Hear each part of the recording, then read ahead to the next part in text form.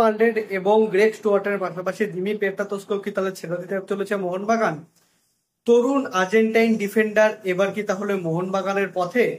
তো hello guys, welcome to channel Bangachandra ভিডিওতে আপনাদের সবাইকে আরেকবার স্বাগত। আজকে আমি নিয়েছি আরো একটা মোহনবাগান ফুটবল আপডেটস পর্ব, যেখানে আজকে আমি কিন্তু মোহনবাগানের কিছু ট্রান্সফার নিউজ নিয়ে আলোচনা করবো। তো চলুন একদমই দেরি না করে আজকে ভিডিওটা শুরু করা যাক। আসন্ন মরশুমে কিন্তু মোহনবাগানকে কিন্তু অনেকগুলো ম্যাচ খেলতে হবে। সেখানে কিন্তু এসিএল 2 এরও ম্যাচ আছে, যেগুলো কিন্তু যথেষ্ট কঠিন ম্যাচ। সেখানে খেলার জন্য কিন্তু বেশ কোয়ালিটিফুল বিদেশি দরকার।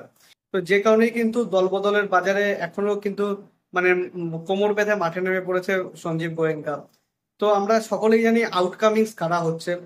তো সবার প্রথমে যে নামটা আসবে গ্রেগ স্টুয়ার্ট, যার কথা কিন্তু মানে প্রায় লাস্ট 2 মাস ধরেই আমরা জানি যে তিনি নেক্সট সিজনের জন্য কিন্তু মোহনবাগানে থাকছে না।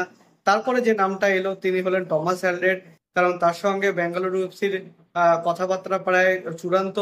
জাস্ট ক্লাব মানে ক্লাবের সঙ্গে কিন্তু নেগোসিয়েশনটা বাকি। সেটা যদি হয়ে যায় তাহলে সেক্ষেত্রে কিন্তু টমাস হ্যালডেডকে তার বয়সের জন্য মেনলি মোহনবাগান কিন্তু ছেড়ে দিতে পারে। আর থার্ড যে নামটা আমি বলবো, সেই নামটা মানে মোহনবাগানীদের কাছে নয়নের মণি, এবং একটু বিশ্বাস করা হয়তো বা কষ্টসাধ্য হবে যারা মোহনবাগান ফ্যান। সেটা হলে তিনি হলেন দিমি পেত্রাতোস। লাস্ট 3 সিজনে তিনি কিন্তু দলকে শিরোপা জিততে কিন্তু মানে প্রভূতপূর্ণ ভাবে ভূমিকা তিনি নিয়েছেন, এবং দলকে কিন্তু সাহায্য করেছেন বেশ ভালোভাবে।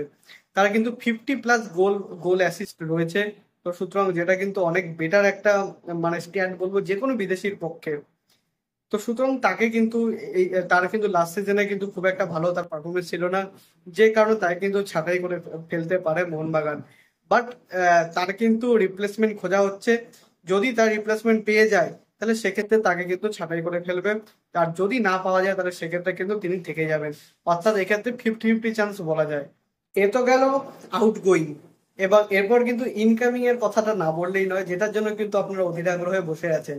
সবার প্রথম যে নামটা সেটা আপনাদের সকলেই জানা, ব্রায়ান কার্লাক। তার সঙ্গে কিন্তু রিমার রয়েছে মোহনবাগানের। পরের যে দুটো নাম, সেই দুটো নাম কিন্তু বেশ জোরালো ভাবে ভেসে আসছে। সবার প্রথম নামটা হচ্ছে কার্টিস গুড, যার সঙ্গে কিন্তু প্রায় 3 বছর ধরে আমরা কথা শুনে যাচ্ছি। যখন এটিকে মোহনবাগান ছিল তখন থেকে কিন্তু এটিকে মোহনবাগানের সাথে তার নামটা কিন্তু জোড়া হচ্ছিল।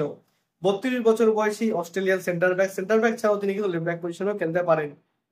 তো বর্তমানে তিনি থাই লিগে খেলছেন বরিডাব্লিউ ইউনাইটেডের হয়ে মোস্ট প্রবাবলি।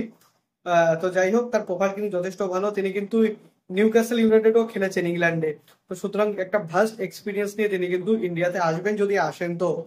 আর তার পরবর্তী যে নামটা, সেই নামটা একটু ইন্টারেস্টিং নাম। তার নাম হয়তো আপনারা আগে শোনেননি। তিনি হলেন কেভিন সিবলি, 26 বছর বয়সী আর্জেন্টাইন সেন্টার ব্যাক। তিনি বর্তমানে স্প্যানিশ থার্ড ডিভিশনে খেলছেন। তো স্প্যানিশ থার্ড ডিভিশন থেকে কিন্তু এখানে আসাটা এমন কিছু কঠিন ব্যাপার না, কারণ স্প্যানিশ থার্ড লিগ থেকে কিন্তু প্রচুর প্লেয়ার আগে কিন্তু ইন্ডিয়াতে এসেছেন। আবার এখান থেকেও কিন্তু স্প্যানিশ থার্ড লিগে গিয়েছে। যাই হোক, তো কেভিন সিবলির বয়সটা কিন্তু অনেকটাই কম, 26 বছর বয়স। তিনি কিন্তু অনেকদিন মানে মোহনবাগানকে যদি খেলেন তাহলে কিন্তু সার্ভিস দিতে পারবেন। তো সুতরাং আপনি যদি জিজ্ঞেস করেন আমাকে এই 3জন সেন্টার ব্যাকের মধ্যে থেকে কার নামটা সব থেকে বেশি জোরালো, আমি যদি পার্সোনাল জিজ্ঞেস করেন তাহলে আমি বলবো যদি টমাস আলড্রেটকে ছেড়ে দেয় মোহনবাগান, তাহলে সেক্ষেত্রে কিন্তু কেভিন সিবলি এবং ব্রায়ান কাল্টার, এই দুজনের নামটাই কিন্তু সব থেকে বেশি জোরালো হয়ে আসছে। এবার দেখা যাক ম্যানেজমেন্ট কাকে সাইন করে। তো বন্ধুরা, সমস্ত আপামর মোহনবাগান ফ্যানদের কাছে আমার একটা প্রশ্ন, যে আপনারা এই 3জন বিদেশি সেন্টার ব্যাকের মধ্যে কাকে চান? এবং আপনারা কি চান যে টমাস আলের বা দিমি পেত্রাতোস দল দল ছাড়ুক? আমাকে কিন্তু অবশ্যই কমেন্টে জানাবেন। সো এই অবধি ছিল আজকে আপনার ভিডিও। যদি ভিডিওটা ভালো লেগে থাকে ভিডিওটা অবশ্যই লাইক করবেন, চ্যানেলটা জন্য সাবস্ক্রাইব করে বেল আইকনটা অবশ্যই প্রেস করে দেবেন আমাদের সমস্ত ভিডিও আপডেট নোটিফিকেশন সবার আগে পাওয়ার জন্য। এছাড়া আপনারা আমাদের সোশ্যাল মিডিয়া হ্যান্ডেল ফলো করতে পারেন, লিংক আমি ডেসক্রিপশনে ফার্স্ট কমেন্টে দিয়ে রাখবো। তো দেখা হচ্ছে পরের ভিডিওতে। আপাতত বাই বাই।